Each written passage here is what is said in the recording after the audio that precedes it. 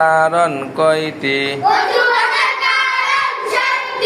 পায়খানা বা প্রস্রাবের রাস্তা দিয়া কোনো কিছু বের হওয়া।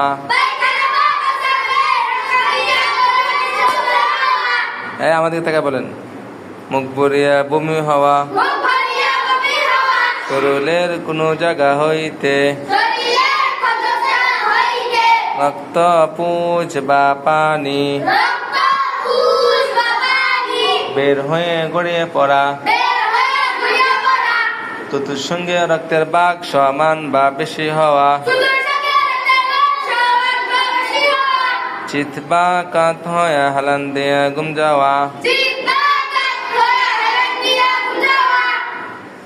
পাগল মাতাল ও অচেতন হইলে নামাজে উচ্চ সুরে হাসিলে। কেটা পারবেন?